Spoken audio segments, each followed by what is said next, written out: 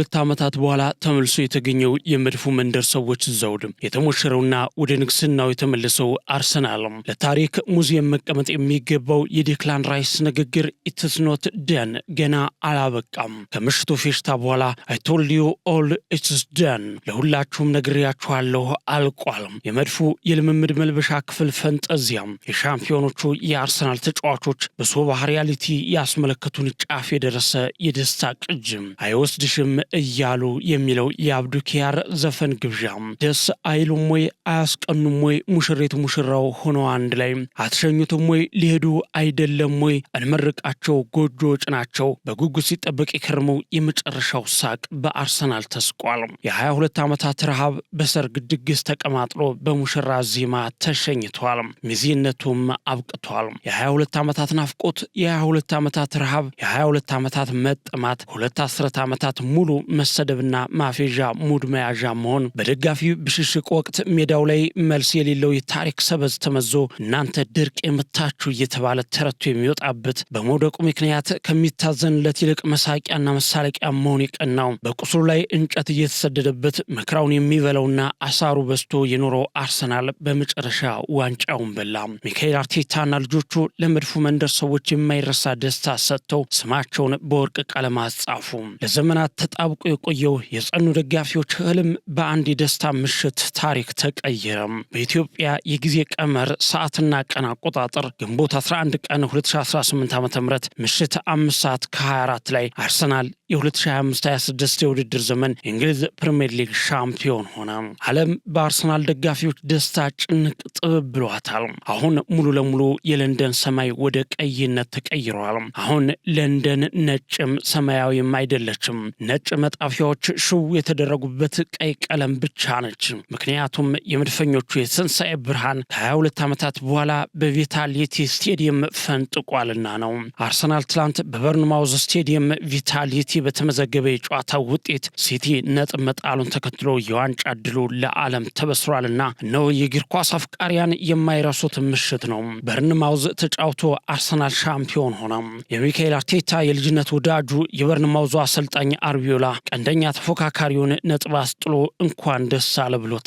ከሁለት አስርት ዓመታት በላይ የዘለቀው የአርሰናል ተጫዋቾችና ብርቱ ደጋፊዎች የዋንጫ ጥማት በመጨረሻም ከባህሩ በተቀዳ ወይን መፍትሄ አገኘ። የሊጉ ክለቦች ባለፉት 20 ዓመታት ውስጥ አንዴ ማንቸስተር ዩናይትድ፣ ሌላ ጊዜ ማንቸስተር ሲቲ፣ ሲያሻው ሊቨርፑል እንዲሁም ቼልሲ፣ ኧረ ሌስተር ሲቲ ማልቀረ ነበር እንደ ቀንና ማታ እየተፈራረቁ ይህንን የውዱን ሊጉ ውድ ዋንጫ ሲፈነጩበት አርሰናል ግን የቤት ተመልካች ነበር። ደጋፊዎችም እንደ ሌሎች ክለቦች ደጋፊዎች ሁሉ ደስታ እያማራቸው ሲያገኙ ወተት አሊያም ምራቃቸውን ውጠው ስንት አሳልፈዋል። ስንት እየተባሉና እየሰሙ ስንት ዓመት መጥቶ በሄደ ቁጥር ትንፋሻቸውን ውጠው ጠብቀዋል። የዓለም ሀገራት ስንት መንግስት ሲለዋወጡ የተወለዱ ሕፃናት ለትልቅ ደረጃ ሲበቁ ዘመን ስንት ሲያመጣ ስንት ሲወስድ ቴክኖሎጂ ተመንጥቆ ከሰው ልጅ በላይ ሲረቅ የሴት የወንዱን ልብ አሸፍቶ የኖረውና በተወዳጅም ሆነ በደጋፊ ብዛት ከፊተኞቹ ተርታ የሚሰልፈው አርሰናል ግን ለውጥ አልባ ዘመናትን ነበር አከታትሎ ያሳለፈው። ዛሬ ግን ኤምሬትስ ስቴዲየም የናፈቀውን የፕሪሚየር ሊጉን ክብር ዳግም አግኝቶ ዓለምን በደጋፊው ማዕበል አጥለቅልቆታል። ኢትዮጵያን ጨምሮ በመድፈኞቹ ደጋፊዎች ምድር አርግዳለች። ትላንት ምሽት 3:30 በጀመረው የበርንማውዝና የማንቸስተር ሲቲ ጨዋታ የሚመዘገበው ውጤት ለአርሰናል ምን ይዞ እንደሚመጣ ሁሉም ያውቅ ስለነበር ጨዋታው ከምንጊዜውም በላይ ተጠባቂ ነበር። ሲቲ ነጥብ ከጣለ ሁሉም ያልቅለት ነበር። ያ እንዳይሆን ታዲያ የፔፕ ጋርዲዮላ ልጆች ብዙ ተፍጨረጨሩ። ሆኖም ያን ከመሆን አላተረፉትም። አንዳቻ ያለውን ጨዋታ የመጠናቀቂያ ፊሽካ አልቢተሩ ሲነፉ ከዓለም እስከ ዓለም የሚያስተጋባ ከፍተኛ ድምፅ ምድርን ሞላት። አርሰናል የዘንድሮው የ2025-26 የውድድር ዘመን የእንግሊዝ ፕሪሚየር ሊግ ዋንጫ አሸናፊ መሆኑ ተረጋገጠ። በአሰልጣኝ ሚካኤል አርቴታ የሚሰለጥነው አርሰናል ከ22 ዓመታት በኋላ የእንግሊዝ ፕሪሚየር ሊጉን ዋንጫ አንድ ጨዋታ እየቀራቸው በ82 ነጥቦች ማሸነፍ ቻሉ። ጋርዲዮላ ሚካኤል አርቴታ እንኳን ደስ አለህ አሉ። አንዶኒ ኢራኦላ በበኩላቸው ለሚካኤል አርቴታ እኔም ደስ ብሎኛል ሲሉ ተደመጡ።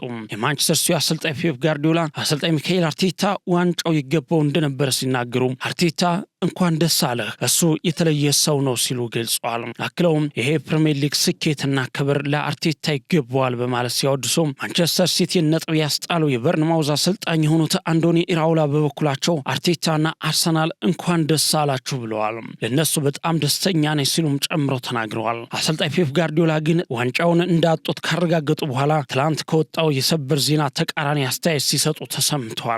በውድድር ዘመኑ መጨረሻ ስለ ቆይታቸው ከክለቡ ጋር እንደሚነጋገሩ ሲገልጹ ዓመቱ ሲጠናቀቅ ከክለቡ ኃላፊዎች ጋር ተነጋግረን የሚሆነውን እንወስናለን ሲሉ ተናግረዋል።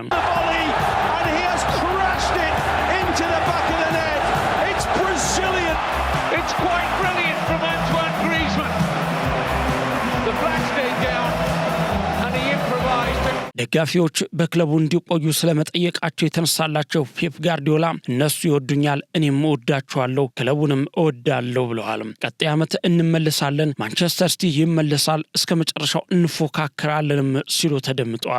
በዚህም በቀጣይ ዓመትም በሊጉ በማንቸስተር ሲቲ ቤት የመቆየት እድል እንዳላቸው ፍንጭ ሰጥተዋል። ነገር ግን ትላንት በይፋ በወጣው መረጃ ፔፕ እንደሚለቁና ኢንዞ ማሬስካ እሳቸውን ተክተው ሲቲን እንደሚመሩ ተገልጾ ነበር። አሁን ደግሞ ሌላ አዲስ ነገር እንድንሰማ የተፈቀደልን ይመስላል። የሆነ ሆኖ አርሰናል የዚህን ዓመት የእንግሊዝ ፕሪሚየር ሊግን ዋንጫ ለ14ኛ ጊዜ በማሸነፍ በታሪክ 3ኛው ክለብ ሆኗል። የመርሳይዱ ክለብ ሊቨርፑልና ማንቸስተር ዩናይትድ ደግሞ ዋንጫውን 20 ጊዜ በማንሳት የሚስተካከላቸው የለም። በዚህ ታሪካዊ ተወዳጅና ከባድ ሊግ የውድድር ዓመቱ እልህ አስጨራሽ ሆኖ በመጨረሻም መድፈኞቹን አንግሶ ተጠናቋል። ምንም እንኳን የአንድ ሳምንት ጨዋታዎች ቢቀሩም ሁለቱ የማንቸስተር ከተማ ተወካዮች ደግሞ ሁለተኛና ሶስተኛ ሆኖ ሲዝኑን ያጠናቅቃሉ። አሁን ለመጨረሻ ጊዜ ክለቦች የፕሪሚየር ሊግ ዋንጫ ያነሱበት ጊዜ ሌላ መልክ ይዟል። የሊጉ 6 ትልልቅ ክለቦች ይህንን ትልቅ ዋንጫ ካሳኩ ስንት ጊዜ ሆናቸው ይሆን? ለ22 ዓመታት የተራበው አርሰናል ዋንጫውን ካነሳ ገና አንድ ቀን አልሞላውም። የአምናው ሻምፒዮን ሊቨርፑል በበኩሉ 1 ዓመት ሆኖታል። ማንቸስተር ሲቲ 2 ዓመት፣ ቼልሲ 9 ዓመታትን አስቆጥሯል።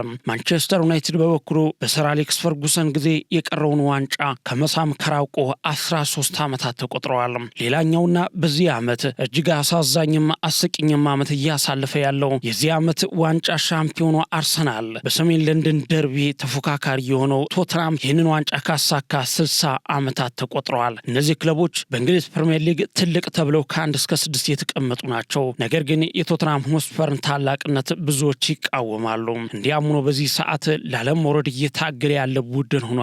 የደርቢ ተፋላሚው አርሰናል ግን ሻምፒዮን መሆኑን አረጋግጧል።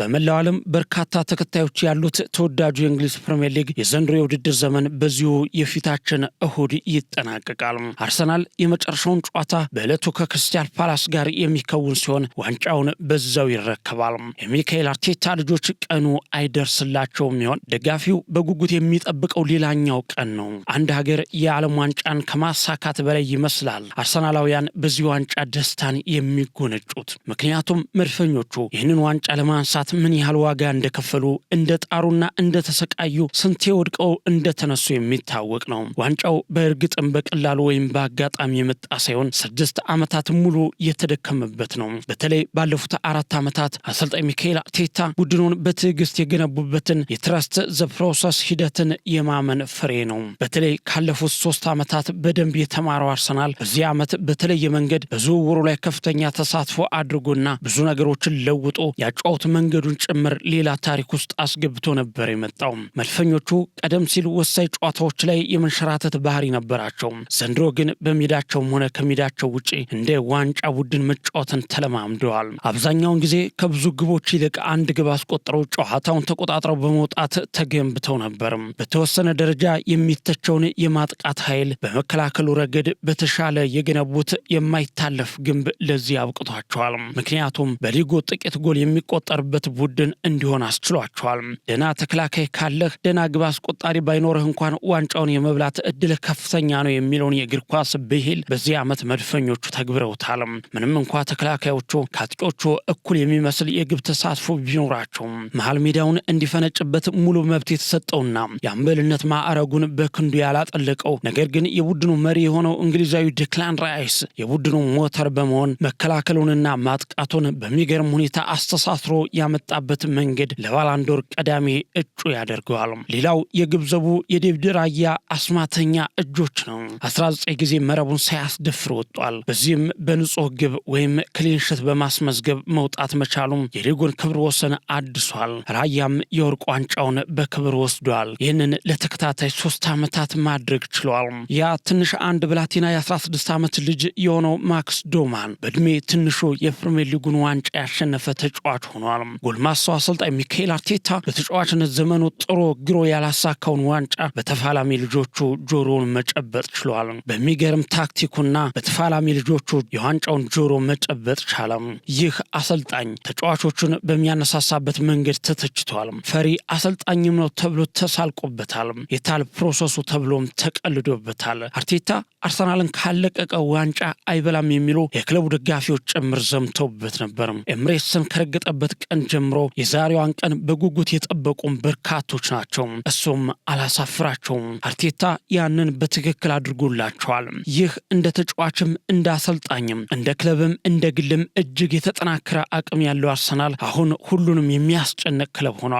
ብዙዎች እንደሚሉትም አርሰናል ዘንድሮ ያንን የድል ተራራ መውጣት ብቻ ሳይሆን ተራራው ላይ ባንዲራቸውን ለመትከል የሚያስችል ትጥቅ እንዳላቸው ስለማስመስከራቸውም ይናገራሉ።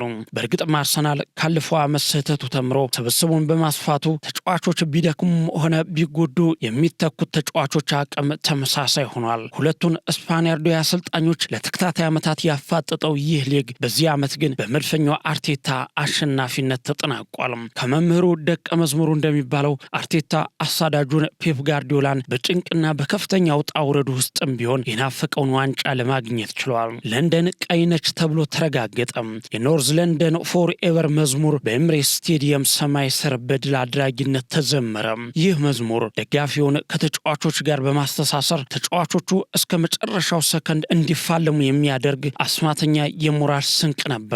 ደጋፊዎቹ ቀይ ጭስ በማዘጋጀት ለንደንንና የለንደንን ሰማይ ወደ ቀይ ቀለም ለመቀየር ቀጣዮቹ ቀናቶች ፋሽኖች ናቸው። ታዲያ የመድፈኞቹ የድል ብስራት በዚህ ዋንጫ ብቻ የሚያበቃ አይመስልም። በቀጣይ ከፈረንሳዩ ቱጃር ክለብ ፒኤስጂ ጋር የሚያደርጉት የሻምፒዮንስ ሊግ የፍጻሜ ጨዋታ ይጠበቃል። መድፈኞቹ ከ22 ዓመታት በኋላ የእንግሊዝ ፕሪሚየር ሊግ ዋንጫ እንዳሳኩት ሁሉ ምናልባት በታሪካቸው የቻምፒዮንስ ሊግ ዋንጫን ለመጀመሪያ ጊዜ ያሳኩት ይሆን የሚለው በጉጉት ይጠበቃል። ይህ ጨዋታ ከ12 ቀናት በኋላ አርሰናል ከፓሪስ ሴን ዠርመን የሚያደርጉት ጨዋታ ሌላው የእግር ኳሱ ዓለም በጉጉት የሚጠበቅ ጉዳይ ነው። የሆነ ሆኖ በእንግሊዝ ፕሪሚየር ሊግ ሻምፒዮንነታቸው የመድፉ መንደር ሰዎችና እናንተ ብርቱ ደጋፊዎች እንኳን ደስ አላችሁ ለማለት እንወዳለን።